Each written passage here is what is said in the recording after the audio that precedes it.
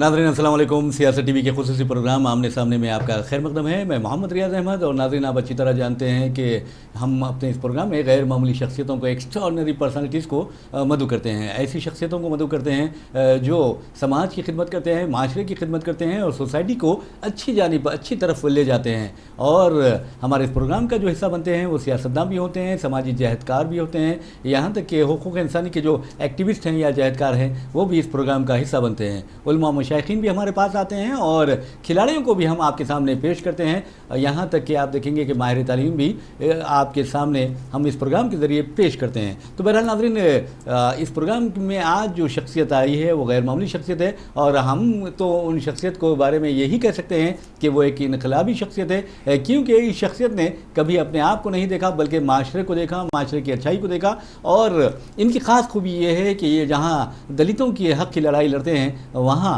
मुसलमानों के हक़ में भी आवाज़ उठाते हैं और जो मज़लूम होते हैं, जो जुल्म और सितम का शिकार होते हैं, उन लोगों के हक़ में भी आवाज़ उठाते हैं। मेरी मुराद है मुंबई हाई कोर्ट के साबिक़ जज BG कोलसे पाटिल साहब। और बहुत बहुत आपका खैर मकदम है, बहुत वेलकम है।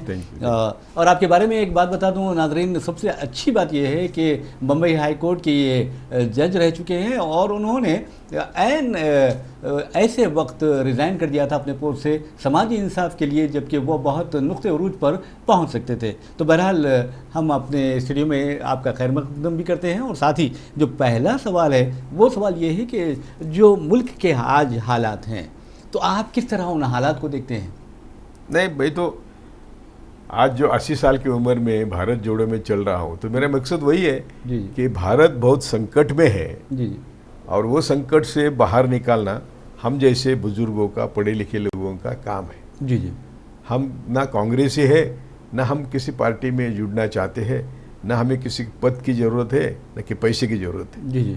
तो हम देखते हैं कि जो भी 70 साल में हुआ, सार्वजनिक उद्योग खड़े हुए, LIC खड़ी हुई, बैंक का राष्ट्रीयकरण हुआ, बहुत बहुत बातें हैं जो बहुत अच्छा हुआ, ऐसा मैं नहीं कहूँगा, लेकिन जो कुछ हुआ वो 8 साल में सब बर्बाद हुआ। जी जी। सार्वजनिक उद्योग बेचे गए, रेलवे जैसी जब सबको ज़्यादा एम्प्लॉयमेंट देने वाली, सबके सुविधा देखने वाली संस्था भी बर्बाद हुई। तो ये जो सब हो रहा है इसको रोकना हमारा काम है जी। और मैं बार बार तो कहता हूँ कि ये मोदी और शाह व्यक्ति नहीं है, ये संघ के रोबो है। जी। संघ की आइडियोलॉजी क्या है कि संघ कहता है कि हमारे आर्यभट्ट ब्राह्मण जो है, तिलक का भी कहना यही था, सावरकर का भी कहना यही था कि हम देश के मालिक हैं और बाकी सब लोग 2 जून के रोटी के अधिकारी हैं। तो इसके तहत, यही आइडियोलॉजी के तहत 8 साल में जो भी हमारी संपत्ति थी वो चंद लोगों के हाथ में दी गई और जो भी हमारे अधिकार थे वो छीन लिए।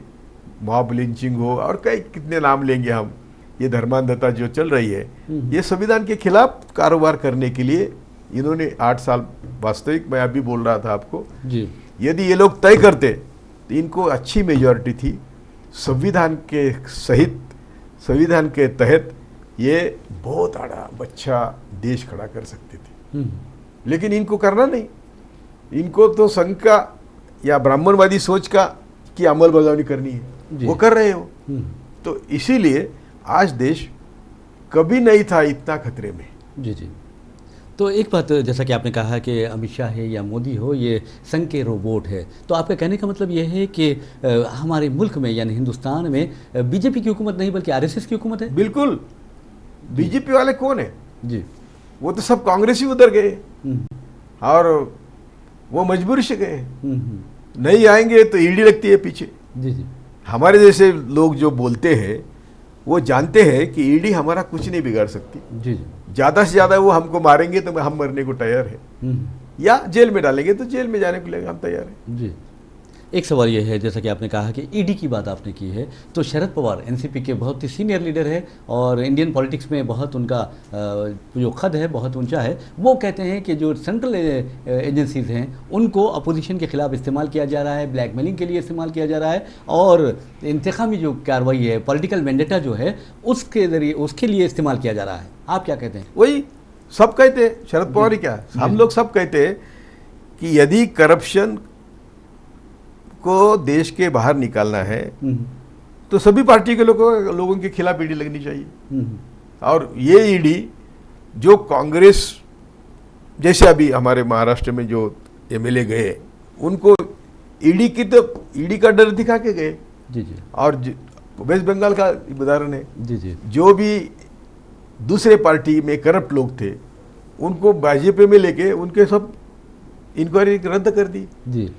ऐसे कई उदाहरण है कि तुम भाजपा में आओ, सब यानी क्लीन हो जाओ। हमारा एक मिनिस्टर ही बोला, एक्स मिनिस्टर जी जी, कि बोला मैं भाजपा में क्यों गया, तो नींद अच्छी आती है।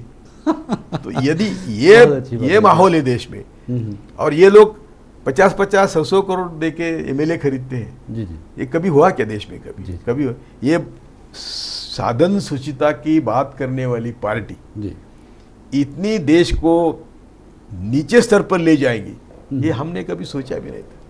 एक सवाल, जैसे कि आप बहुत ही मुमताज़ कानूनदां हैं और जज रह चुके हैं, तो एक बात ये बताइए कि जो मुल्क की कानूनी हालत है, मिसाल के तौर पर अदलिया का जो है, जुडिशरी का जो रोल है, क्या जुडिशरी अपना रोल अदा करने में कामयाब हो रही है?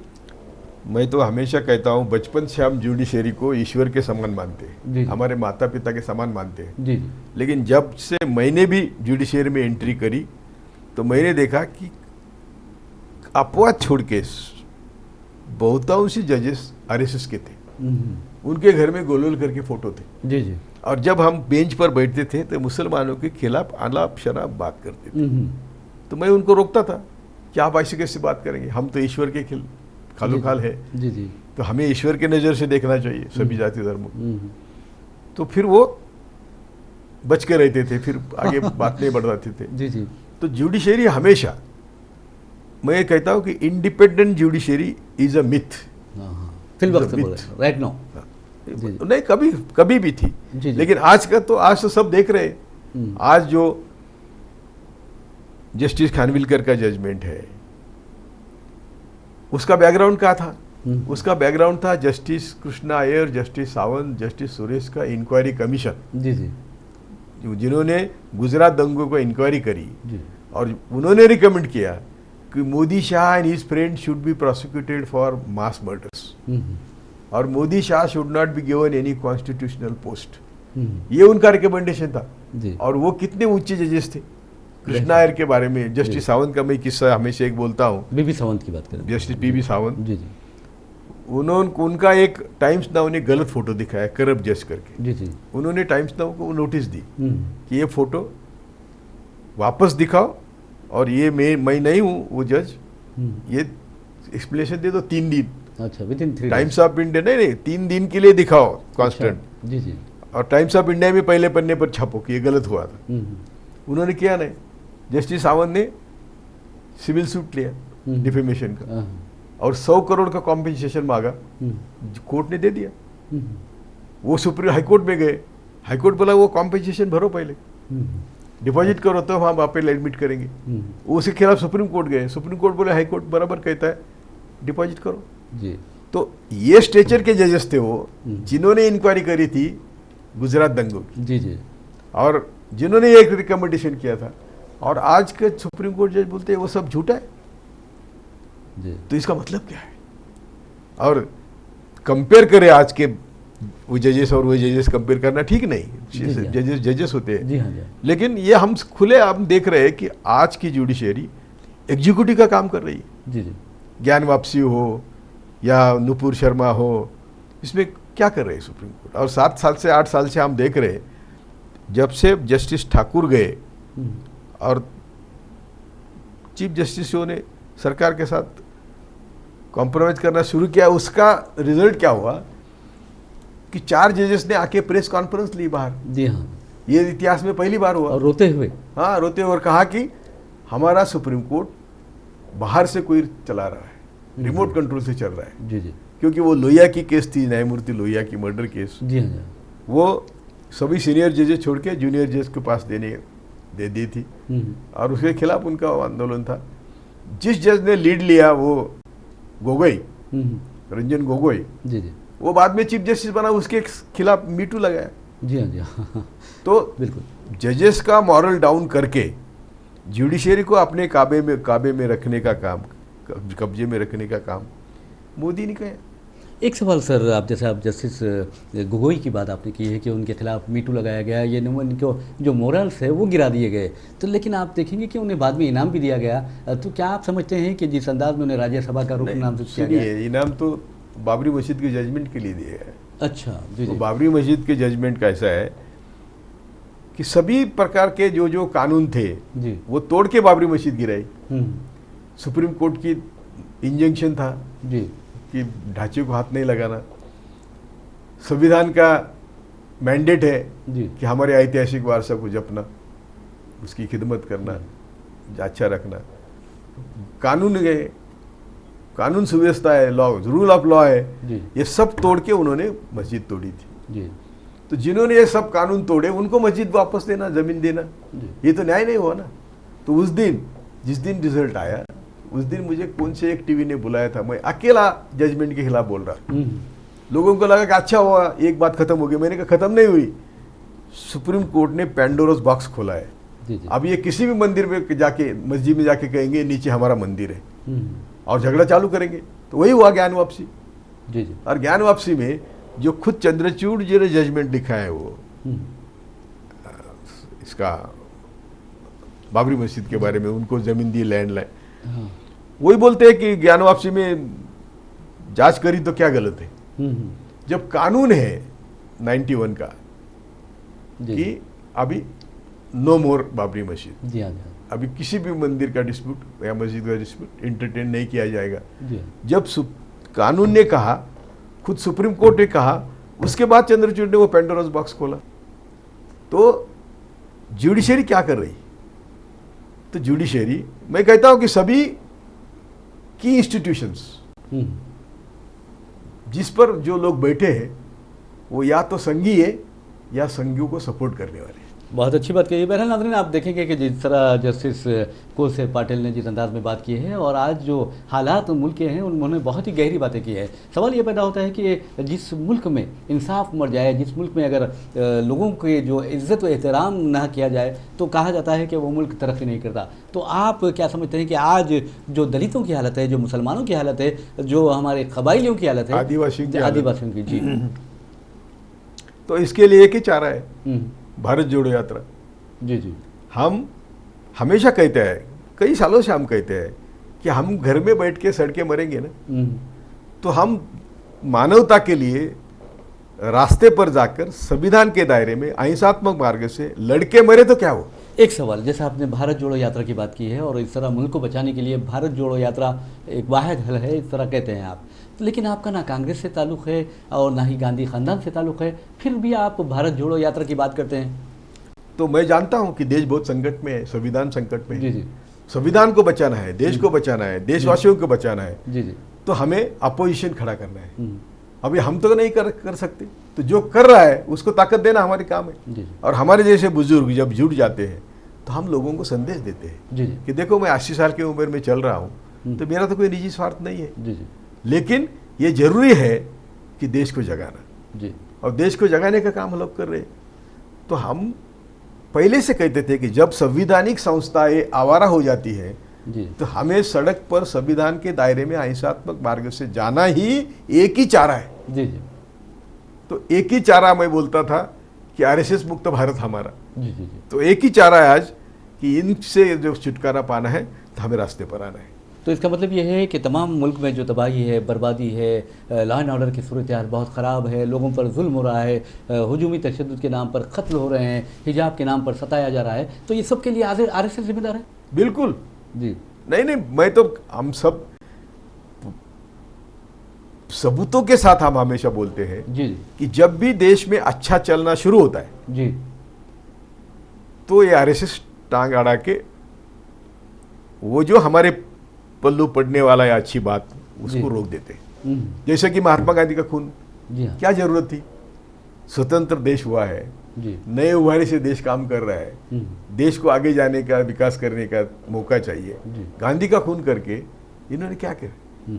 वैसे सब आगे जो है ना, सब बॉम्ब स्फोट है, दंगे है, बाबरी मस्जिद है, रामायण महाभारत है, ये दिखाना जो सब जो भी किया, जी जी, उरी है, पठानकोट है, जी जी, पुलवामा है, क्या बालाकोट है, सब सब जो हम हिसाब लगाएंगे जी जी तो देश को सिर्फ अस्थिर करना, ताकि देशवासी काल्पनिक दुनिया में रहे, स्वर्ग के डर, स्वर्ग का लालच, नर्क का डर, 33 करोड़ देव का बोझ, ये सब उनके ऊपर। मौला मौलवी इनको अपवाद नहीं है, जी जी मैं माफ करेंगे, जी जी लेकिन सभी धर्म के धर्मगुरु अपने अपने धर्म के अनुयायियों को अपने मुट्ठी में रखने के लिए ऐसी पतंगड़ बात की बतंगड़ बनाते हैं। जी जी लेकिन हम हिंदू हैं और वर्ण व्यवस्था के और जातीयता के खिलाफ हम काम कर रहे हैं, इसलिए हम आरएसएस के खिलाफ बोल रहे हैं।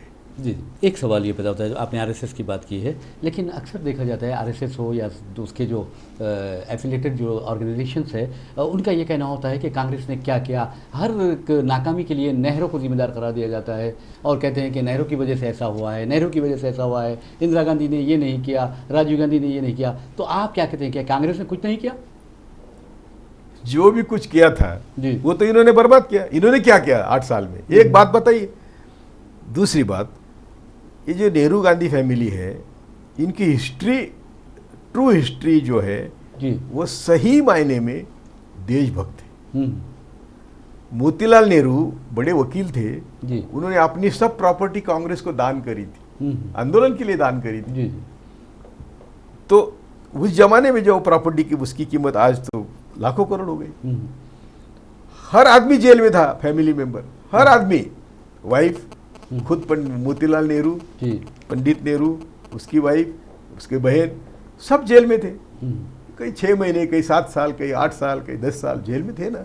जी जी तो और उसके बाद भी आए तो पब्लिक सेक्टर शुरू किया जी नेहरू ने, LIC शुरू करी, 5 करोड़ में LIC शुरू करी, जिसकी आज वैल्यू 2 लाख करोड़ की है। जी जी मैडम इंदिरा ने बैंक का राष्ट्रीयकरण किया, जी हाँ जी 50 करोड़ में किया, तो आज उसकी भी 2 लाख 3 लाख करोड़ की प्रॉपर्टी है। रिजर्व बैंक है, रिजर्व बैंक को किसी ने हाथ नहीं लगाया आज तक। चाइना वार में भी हाथ नहीं लगाया। चाइना वार में देश संकट में था तो हैदराबाद के निजाम ने 5 टन सोना दे के देश को दिया था, लाल बहादुर शास्त्री को दिया था। जी जी तो उन्होंने रिजर्व बैंक को हाथ नहीं लगाया। जी जी मोदी ने रिजर्व बैंक भी खा गई, सभी बैंक भी खा गए। मोडस ऑपरेंडी क्या है, उद्योगपति को वो बुलाते हैं, तुम्हारा कितना कर्जा है, 2 लाख करोड़, 1 लाख करोड़, 50,000 करोड़, चलो 50-50। जी जी जी और ये जो पैसा आता है वो भारत को जहरीली विचारधारा में डुबाने के लिए खर्च करते हैं।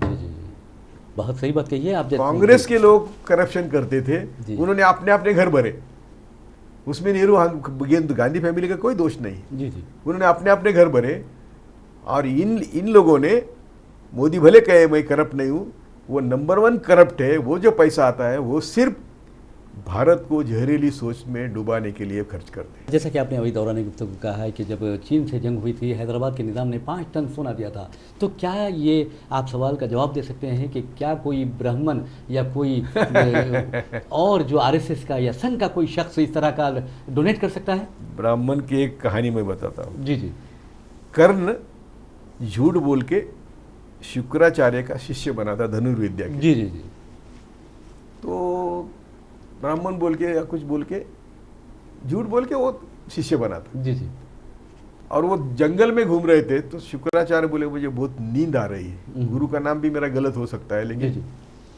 कर्ण का गुरु। तो कर्ण ने उनको अपने अच्छा, क्या बोलते हैं, मांडी पे एक रहा। हाँ, मांडी पे उनको जी। सर दिख के अच्छा रखा और सो गए। सोने के बाद उनको नीचे से कोई काट रहा था कुछ, कर्ण को रक्त बह रहा था, हाँ, लेकिन हाँ। कर्ण ने मांडी नहीं हलाई। जी जी जब शुक्राचार्य उठा और उन्होंने देखा कि ये इतना ब्लड कहाँ से है, हाँ हाँ तो बोले मुझे कुछ काट रहा है बीच नीचे, लेकिन आप सोए थे, मैंने जगाया नहीं। हाँ तो वो तड़का फड़की बोले तू ब्राह्मण नहीं है, आहा, क्योंकि क्या बात। ब्राह्मण में इतना त्याग करने की ब्राह्मणों को आदत ही नहीं है। हाँ ये तो उनकी कहानी है, बहुत बड़ी बात है। जी बहुत। तो आप क्या बोलते, ब्राह्मण निजाम जैसे सोना दे के क्या बात करते हैं आप? जी जी जी एक बात अहम है। चलिए निज़ाम की छोड़िए, अब दूसरी बात हम करते हैं। फ्रीडम फाइटर्स की अगर बात करते हैं तो मोदी हुकूमत पे, चलिए ठीक है आरएसएस का है, रोबोट से चल रहा है, लेकिन आप देखेंगे कि हैदराबाद के अलाउद्दीन जो काला पानी की सज़ा पाने वाला पहला शख्स था, वो 30 साल तक वो जेल में रहा और वहीं पर वो शहीद हो गया। लेकिन उसकी कहीं आपको एक पोर्ट्रेट, एक फोटो नज़र नहीं आती। और सावरकर जो बार बार माफ़ी चाहते हैं यानी अंग्रेज़ों से, उनकी फ़ोटो नज़र आती है। मुसलमान भी मुझे माफ़ करेंगे जी भारत के स्वतंत्रता की आंदोलन पहले आदिवासियों ने शुरू किया। जी जी और आदिवासियों को कोई नाम लेता है क्या? जी, ये बात भी सही है। दूसरी बात, जी जिन ब्राह्मणों ने यानी ब्राह्मणवादी सोच ने, मैं समझता हूं कि वो आंदोलन में नहीं गए, लेकिन उन्होंने आंदोलन को रिटर्न विरोध किया, विरोध किया। और उनको स्वतंत्रता, तिलक बोलते थे स्वराज्य माझा जन्मसिद्ध हक्क है। वो स्वराज्य हमारा नहीं बोलते थे, वो मेरा जन्मसिद्ध हक्क बोलते थे। तो उनका स्वराज्य की कल्पना थी पेशवाई।